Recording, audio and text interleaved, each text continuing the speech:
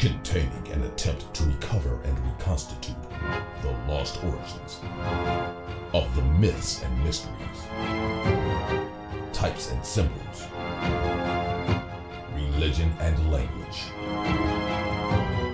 with Egypt for the mouthpiece, and Africa as the birthplace.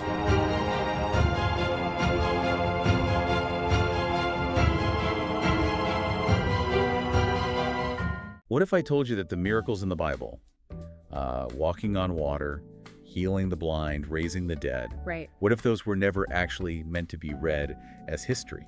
It's a huge question. Yeah, what if they were, in fact, expressions of ancient Egyptian astronomy, just completely misunderstood by later writers? I mean, it completely shatters how we approach ancient texts. You're suddenly dealing with a translation error of cosmic proportions. Exactly.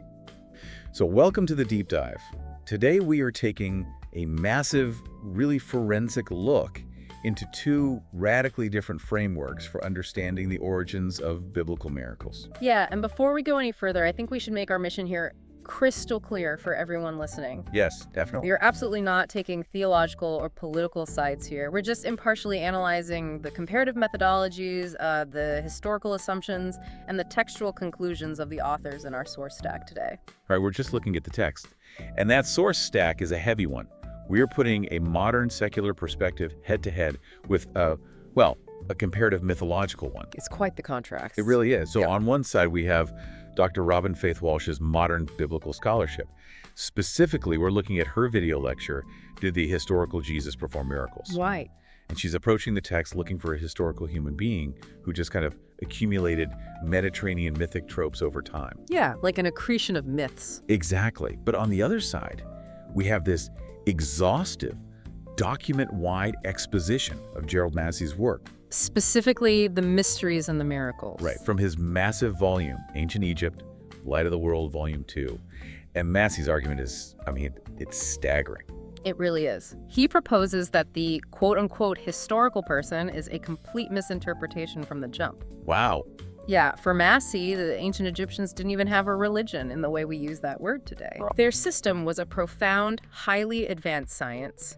It dealt with astronomical precessional cycles, natural phenomena, and the eschatological journey of the soul. The journey of the soul, yeah. And he claims this ancient science was mistakenly literalized. Okay, let's unpack this, because it's kind of like Dr. Walsh is looking at a movie based on true events, and she's trying to figure out which explosions actually happened in real life. Right. Which parts are history? Yeah, but Massey is coming in and saying, no, you're missing the point entirely.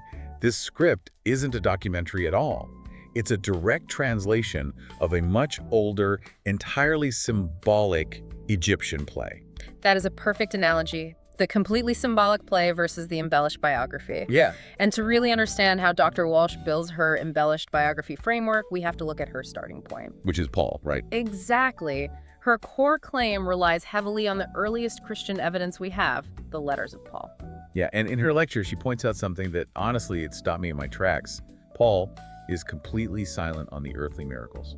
It's a profound silence. Yeah? Dr. Walsh notes that Paul does not emphasize a historical figure multiplying loaves or, healing the hemorrhaging woman. None of it. Nothing about walking on water. Right. Paul's authority, she argues, comes entirely from his encounters with a post-resurrection spiritual figure. Okay. When Paul does talk about the historical man, it's strictly as a teacher of the Jewish law. That's so interesting. Yeah. The only miracle Paul emphasizes is the resurrection itself, which he views as the ultimate defeat of death. Which immediately begs the question for any reader.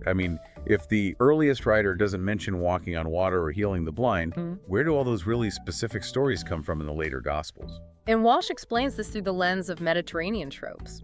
She points out that what she calls pneumatic demonstrations. Pneumatic demonstrations, meaning acts of the spirit. Exactly, acts of the pneuma or spirit.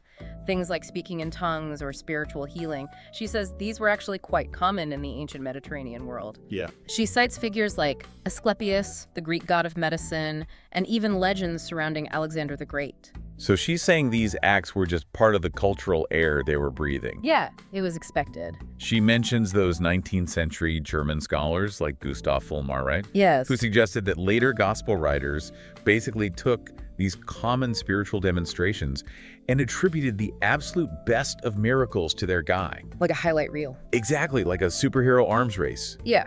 It was a way to elevate his status in a highly competitive Greco-Roman marketplace of gods. That's a great way to put it. And she ties this elevation in status directly to purification rituals. Oh, like the baptism. Specifically baptism. She argues that the status of the Son of God is cemented at the baptism by John the Baptist, where the pneuma, the Spirit, descends like a dove. Right. For Walsh, these are literary and theological devices added onto the life of a human religious expert by later followers. But wait, here's where we have to apply a critical assessment based on our source stack, because her entire method depends on a massive assumption. Which one? Well, she assumes a historical narrative. She assumes that there was a human teacher walking around doing human things whose followers retroactively decorated him with supernatural claims. Right, that there's a human baseline. Exactly. Yeah. But the historical context provided in our sources pushes back hard on that assumption. It pushes back aggressively. Yeah. I mean, we have a source from Burton Claude who points out a glaring foundational issue with Walsh's baseline. There is absolutely no contemporary historical record of these massive public miracles. None at all. Claude mentions historians like Josephus, right? Yes. And Josephus was an incredibly exhaustive chronicler of that exact time and place in Judea. He wrote down everything. Right. If a guy was raising the dead, feeding thousands of people magically, causing the sky to go dark in the middle of the day, Josephus would have written it down. You'd think so, yeah. The absolute silence of contemporary secular history leads Claude to suggest that the narrative is a purely mythical invention, without any real historical groundwork whatever. And that historical void is exactly the threshold to Gerald Massey's argument. Okay, here we go. But before we get into Massey's highly specific claims about what that myth actually was, we really need to establish the editorial context. Because if Massey is going to claim that this text is essentially stolen Egyptian science, we need to know if there's any bedrock for that in broader scholarship, right? Exactly. It's a massive claim. Did anyone else find these Egyptian roots? Right, and they did. The sources in our stack provide a huge linguistic and historical foundation that supports this. Let's look at scholars who established just how deep this stolen legacy goes. Dr. Walter Williams, for example. Oh, yeah. He points out a historical fact that often gets ignored. The debate over whether the central figure even had a human nature lasted for 921 years. Almost a millennium of people arguing over whether the figure was an actual human or a purely divine construct. Right. That implies the early followers weren't entirely sure either. Yeah, and Williams argues that the image of Christ was heavily based on Serapis. Right, the created deity. Exactly, a deity deliberately created during the Ptolemaic era in Egypt, who was also said to raise the dead and offer everlasting life. Then you have Martin Bernal's book, Black Athena, which just blows the doors off the idea of an isolated, miraculous ancient Greece. Right, he proves the Afroasiatic roots. He proves that classical civilization has deep Afroasiatic roots.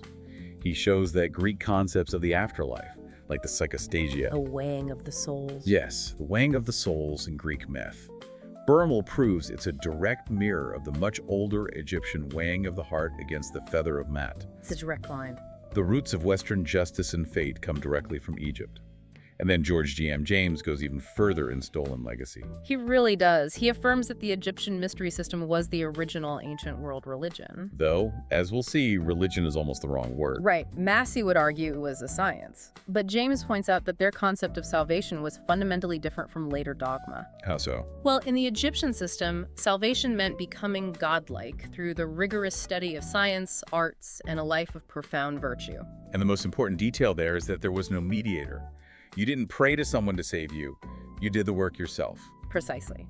Which brings us to R.A. Schwaller de Lubitsch. Yes, Schwaller de Lubitsch. He argues that Egyptian civilization used myth and symbol to encapsulate highly advanced scientific, geometric, and neurological knowledge. Wow. And he points out something fascinating about timing. The transition into the Christian era aligns precisely with the astronomical precessional shift into the constellation of Pisces. Okay, time out. Let's do a quick explainer here. For listeners who aren't astronomers, what exactly is a precessional shift and why would an ancient Egyptian care about it? Great question. So the Earth wobbles on its axis very slowly, kind of like a spinning top losing momentum. Okay, right. Because of this wobble, the constellation that sits behind the sun on the spring equinox changes over time. It takes about 2,160 years to move through one constellation. What we call an age. Exactly. So moving from the age of Taurus the bull to Aries the ram to Pisces the fishes. You got it. And Schwaller de Lubbock's argues that the ancients built their entire symbolic and scientific frameworks around these ages. Oh, wow. The transition from Aries to Pisces, right around the 1st century, marked a cosmic shift. We moved from an Egyptian era based on the science of consciousness and deep astronomical understanding into a Piscean era based on rigid revelation and literal belief. Which perfectly sets the stage for Gerald Massey. In The Mysteries and the Miracles, Massey isn't just saying the biblical miracles are fake. No, he's saying something much more profound. Right. He writes that the miracles are, and this is a quote, historically impossible because they were pre-extant as mythical representations in the drama of the mysteries. He is saying the script is already written, long before the 1st century. So if these aren't historical events happening on Earth in Judea, what were they? Where were they happening? To understand that, we have to understand the concept of Amenta. Yes, in the Egyptian system, Amenta was the underworld. But we have to be very, very careful not to map modern ideas of hell onto this. Right. It's not a place of punishment. Exactly. It was the secret earth of the nocturnal sun.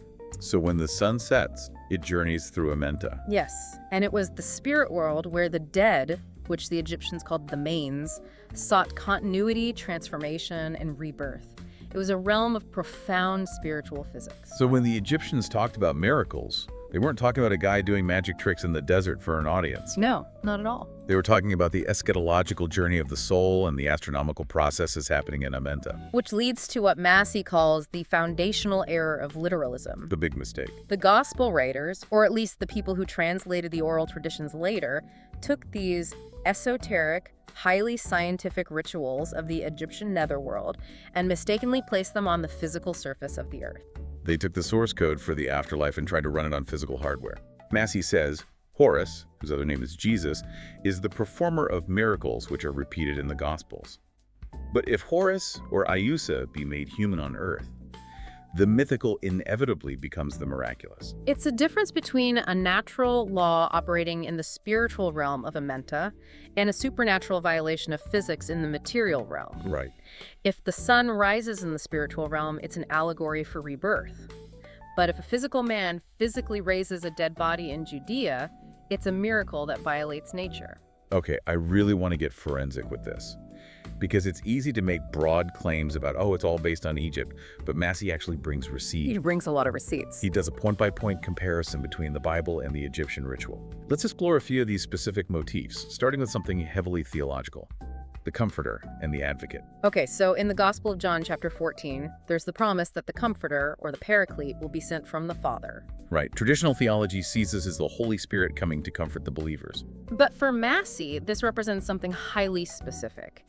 It's the short gap between the first and second coming, which in the Egyptian mysteries was a specific astronomical and spiritual period of about 3 nights.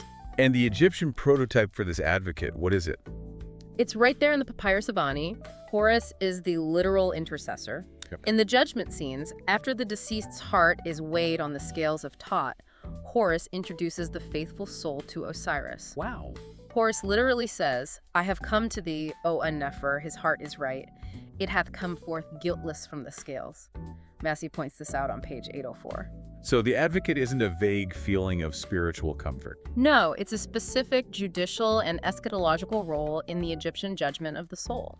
So the biblical writers took a courtroom scene from the Egyptian afterlife and turned it into a generalized promise of comfort on earth. That is wild. It's a complete shift in context. But hold on, let me play devil's advocate for a second. What about something like the parable of the sower? Okay, Matthew 13. Yeah, Matthew 13.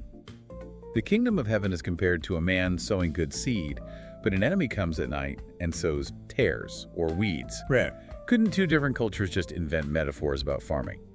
Does that really prove the writers stole it from Egypt? It's a fair question. If it were just a guy planting seeds, sure. But Massey points out the hyper-specific duality of the characters involved. Okay, tell me about the characters. Massey argues they took the grand Osirian drama, which was about agriculture, but also the cosmic battle of light versus dark. Right. And they converted it into a portable, exoteric religious version, a fairy tale. An exoteric fairy tale, meaning they took a massive cosmic inner truth and shrank it down for public consumption. Exactly, and the cast of characters matches perfectly. In the Egyptian original, child Horus is the sower of the seed. Okay. The enemy who comes at night to undo the work is Sut, the power of darkness. Oh, wow. And the mature Horus of the second coming is the reaper of the harvest. So you have the exact same triad, the initial sower, the nighttime enemy of darkness, and the final reaper. It's not just a farming story. It's the Egyptian mythos of light and dark mapped onto a Galilean rabbi. Massey breaks this down on page 804 as well. Okay, that specificity is compelling. Yeah. Which brings me to a miracle that always felt incredibly bizarre to me as a kid.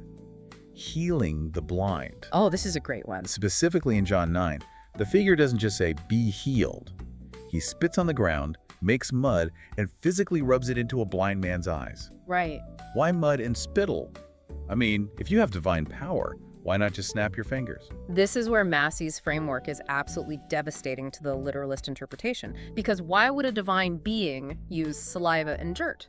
Exactly. Massey explains that in the Egyptian framework, Amenta was viewed as the earth of the blind. The earth of the blind, yes. The manes, the dead souls, were considered blind folk waiting in the darkness of death for spiritual sight. So giving sight isn't about physical ophthalmology. It's not curing cataracts. No, not at all. It's a metaphor for the beatific vision, the spirit waking up and seeing divine truth in the afterlife. Yes. And the Egyptian prototype is Harkent Anararf, which is Horus as the prince of the blind. Okay. The specific act of anointing with saliva is not a random magic trick. It mirrors an ancient sacred rite in Abydos. It was right. The lustration of children by spittle, which symbolically opened the eyes of the sightless Horus in Sikkim. Whoa. Massey is quite scathing here. On page 815, he calls the act of literalizing this profound spiritual initiation into a story of a man rubbing literal dirt and spit into a physical blind person's eyes. He calls it the puerility of the miracle mongers. The puerility of the miracle mongers. He's saying it's childish. Exactly. They took this beautiful esoteric ritual of spiritual awakening and turned it into a gross-out magic trick because they completely lost the source code. That is exactly his argument. They didn't understand the science of Amenta, so they turned it into a physical parlor trick. What about the miracles that don't involve healing? Like the miraculous draft of fishes or walking on water? The fishing story in John 21 and Luke 5. Yeah, where they pull up nets bursting with fish. How does Massey explain that? Massey points out a critical narrative glitch here that really exposes the editing process. No, a glitch. Yeah. In the Gospel of John, catching the massive net of fish happens after the resurrection, meaning it happens in the spirit world. Right. But Luke shifts the exact same story to the earth life before the crucifixion. Massey argues that on pages 806 and 807, saying miracle has no place in the Egyptian ritual. It is always a modus operandi of nature and astronomy. But how is catching a bunch of fish an astronomical metaphor? What's the mechanism there? Well, in the ancient Egyptian worldview, the night sky and the underworld were often conceptualized as a vast watery abyss. Okay. In Ritual Chapter 113, the crocodile god Sebek catches the fish in his marvelous net, an act that the sun god Ra proclaims a mystery. Ah. It represents the cosmic forces gathering souls or stars from the abyss of night. Wow. And what about walking on water? That is directly derived from Atum Ra, the sun god walking on the surface of the Lake of Massey. The Lake of Massey. It's the mythological place of sunrise and rebirth in Amenta. So when you see the sun walking across the horizon over the water at dawn, that's Atum Ra on the Lake of Massey. So they literalized an astronomical observation of the sunrise into a historical event of a guy walking on the Sea of Galilee. They took mythological geography and pasted it onto an actual map of the Middle East. That makes so much sense when you see them side by side. But let's look at arguably the biggest miracle of all, raising the dead. The ultimate miracle. Right. In Matthew 10, there's the instruction to heal the sick, raise the dead. And we see the paralytic being told to take up thy bed and walk. Again, we have to go back to Amenta for this. Massey argues on pages 816 and 817 that the power to heal the sick and raise the dead was originally a specific power given to the children of Horus. Okay. But it referred to raising the manes, the spirits, in the afterlife. It was never about reviving a physical corpse that had flatlined in human history. So what's the bed then? Why say take up thy bed? It's the kenket, The Kenkat. the funeral bed. In the pyramid texts of Teta and Ritual chapters 169 and 170, the deceased is lying on the funeral couch in Amenta and is told by the divine forces, "Arise on thy bed and come forth." Oh my goodness. This is the re-erection of the mummy, the awakening of the soul in the spirit world. But when the literalists get hold of it, this profound resurrection of the soul becomes a medical miracle of a paralyzed man taking up his physical cot and walking home. It completely flattens the cosmic meaning. It's incredible. And just to round out Massey's motifs, there's one more that feels very different from the others. The mystery of tattoo. The blending of dualities. Yeah. Where does this fit in? This one is much more esoteric and philosophical. It appears in the Gospel of the Egyptians, in sayings about the male, with the female being neither male nor female. Which sounds very Gnostic. Exactly. And the Egyptian prototype is the mystery of tattoo in the 17th chapter of the ritual. Okay, what happens in chapter 17? It's the cosmic blending of two halves into a whole. Ra blended with Osiris, Shu with Tefnut, child Horus with adult Horus. So it's about unity. It represents the divine soul blending with physical matter. It's quantum metaphysics, really. Massey discusses this on page 817. Okay, here's where it gets really interesting. We've spent time with Dr. Walsh's modern academic approach, and we've walked through Massey's comparative mythological approach. Right. How do these two methodologies actually stack up against each other when you put them head to head? Well, it's a fundamental clash of paradigms. Yeah. Dr. Walsh's method depends entirely on assuming a historical human baseline. She views the texts as literature written by people trying to mythologize a real person. Right. Therefore, she relies on comparisons to contemporary Greek figures like Asclepius to explain the miracles as a sort of cultural accretion. Like everyone else was doing pneumatic demonstrations, so his followers said he did them too. Right. But the flaw there, according to Massey's framework, is that she is reading a corrupted exoteric text and treating it as a historical primary source. She's analyzing the wrong layer of the code. Exactly. She ignores the fact that the hyper-specific details of these miracles don't just look like generic Greek healings. They predate the 1st century by millennia in Egypt. That is the crux of it. Walsh's interpretation feels textually weak in the light of Massey's evidence because she cannot explain the specific mechanisms. No, she can't. Saying healing was a common Mediterranean trope does not explain why mud is made from spittle. Right. It doesn't explain the exact dialogue of the advocate in John 14 matching Horus at the scales. It doesn't explain the phrase, "take up thy bed," matching the Kenkat.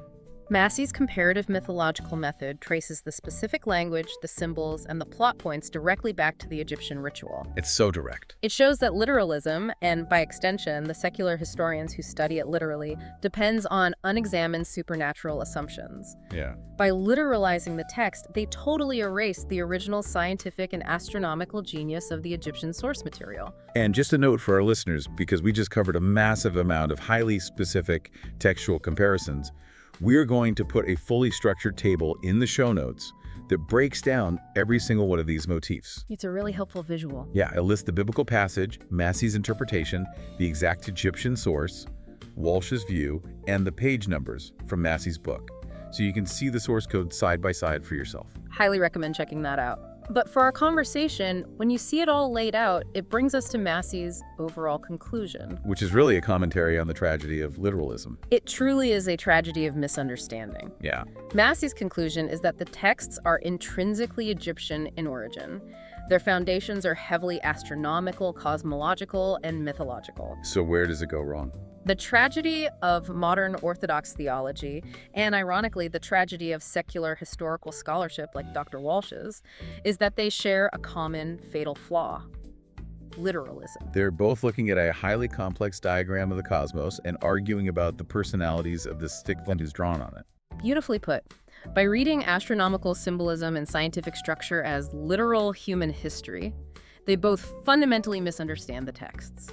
So, to synthesize this entire journey, the miracles were never meant to be magic tricks performed by a human wandering the desert to impress a crowd. No. They were ancient humanity's most sophisticated attempts to explain the physics of the cosmos, the cycles of nature, and the journey of human consciousness through life and death. They were the advanced science of their day, encoded in myth so the knowledge could survive the ages.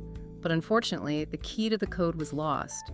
and the myth was mistaken for history. Which leaves us with a massive, provocative question to ponder. Oh, absolutely. If the ancient Egyptian system wasn't a religion at all, but a highly advanced symbolic science, as Schwaller-Lubitsch and Gerald Massey suggest, what happens to our modern worldview when we realize that the foundations of Western faith are actually the misunderstood remnants of ancient and astronomical science? It changes everything. It really does. Thanks for joining us on this deep dive. Containing an attempt to recover and reconstitute the lost origins of the myths and mysteries, types and symbols, religion and language, with Egypt for the mouthpiece and Africa as the birthplace.